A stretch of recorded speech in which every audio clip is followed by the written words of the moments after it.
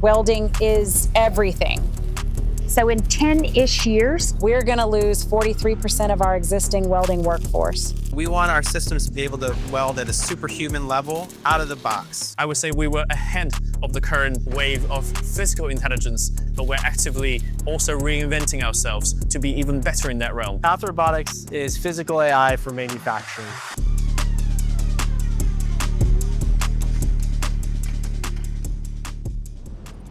we are already short, according to AWS, 360,000 welders for open positions. Just look outside. All of the utility poles that you see that carry power to your homes, to your kids' schools, every building in the country, all have utility poles carrying power. Those are all welded. My husband's a welder. I watched him go through a period of tremendous growth in the business and get stalled.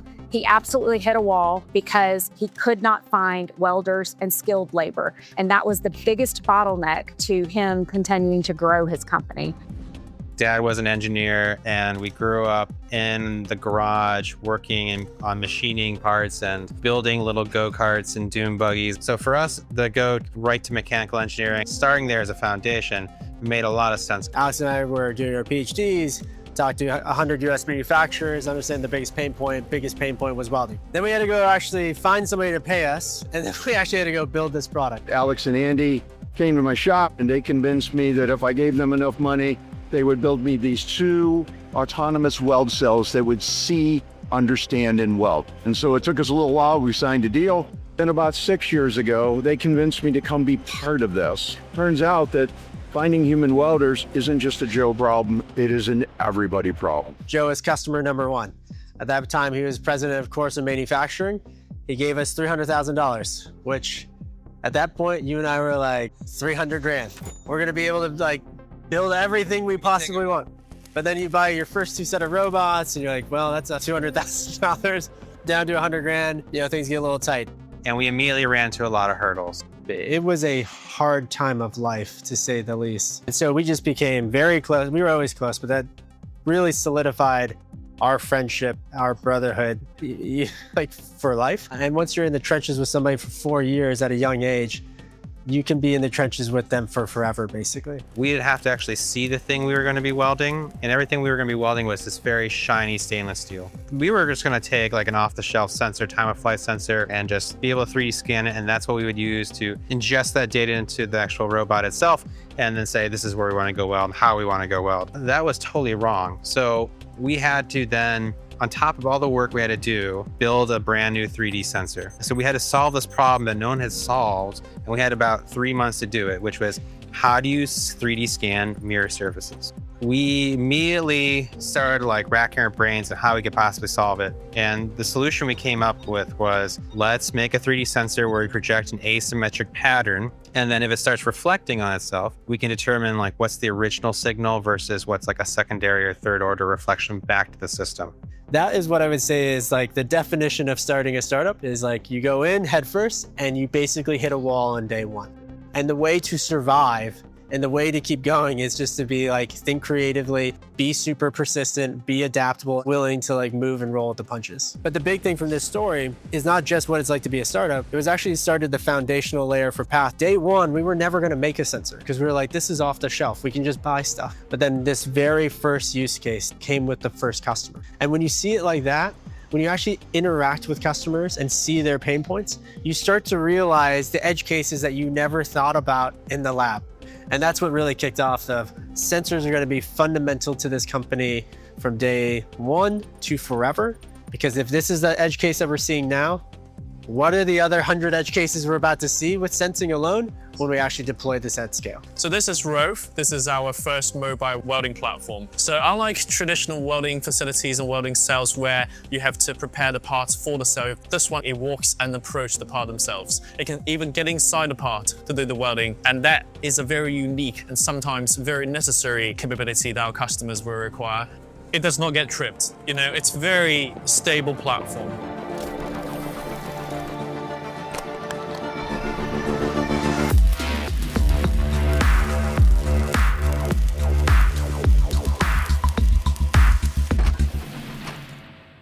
Plumbing is actually pretty difficult. Imagine that you have a bowl of water. Replace water with molten metal. It's gonna be, 10,000 degrees Fahrenheit. And it's gonna be brighter than sunlight. Take the bowl away. We have to shape this molten metal into its final position. And we have to make sure that it cools down with the same temperature that we want it to be. And it has to look good. At the same time, it has to piece together two pieces of metal and, hoping that they stay together for, 20 years.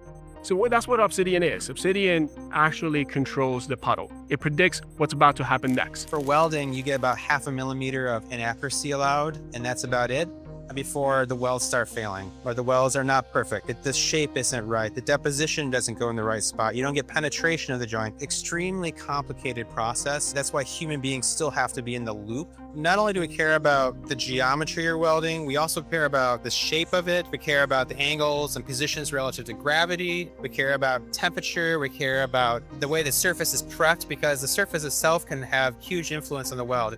The space you have to handle all things you have to worry about is actually quite large, and it's not easily simulatable. That's why it's so important to collect data, to build that neural simulator, so they can then create a policy on top of it. So for 8 years, every robot that's out in the field has just been learning. And now we have this huge foundation model that's built on millions and millions of inches of real world data that we get to play with and to use to train the robot how to see and how to understand what they're seeing, and then how to weld and to learn like a human would learn. Our customers range and are really primarily focused on energy and infrastructure, on AI data center build out, and on shipbuilding for defense. If we want to reindustrialize and we want to rebuild manufacturing in the United States, the only way to do that is to create these real world solutions that address the labor constraints that we have.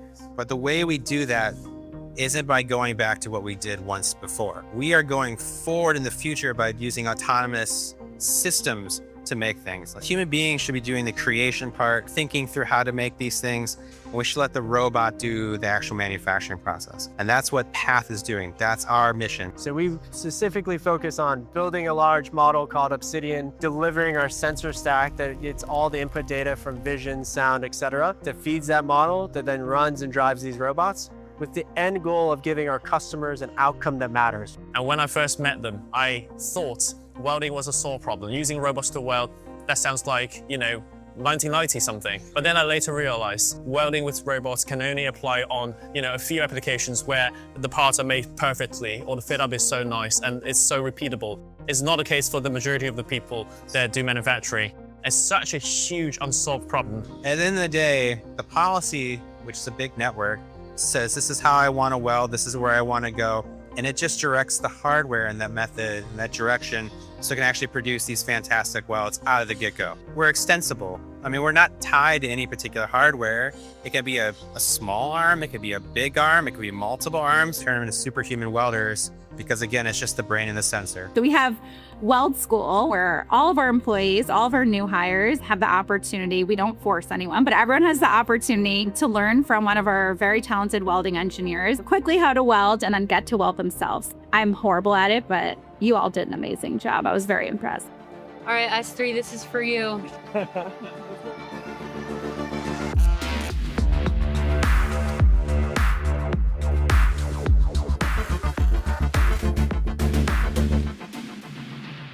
Yeah! When I grew up, manufacturing was on a decline. We live in Ohio. We're very sensitive to that. And I want that back. There's no reason we have to be dependent on other places around the world. We can do it here. I've got a lot of customers in the Midwest. And so we decided to say in Ohio, in the heartland, because we wanted to be obsessed with our customers' pain point. What really is their issue? And that needs to be a drive away, not a 5-hour flight away. The other thing is this is shocking, but there's smart people everywhere. I know, can't be possible there's smart people in the Midwest. Oh, but there are. We're 20 minutes from Ohio State. We're an hour away from Case Western.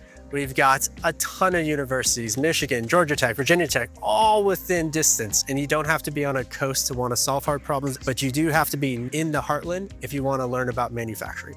I almost don't even want to get the secret out about Columbus because I truly feel like it's a hidden gem. I'm from New York, and definitely one of my concerns with moving here was, are there going to be cool companies? The reality is there are. So you get to work with incredibly smart people doing awesome things. The speed that we can operate with is a huge competitive advantage for us. And right now, with all of the growth, especially in the data center and energy infrastructure space, which are two key verticals for us, we're able to move very quickly and meet that capacity need that these manufacturers have. This is solving a real problem today. So how do we scale that so that it is able to help more and more companies?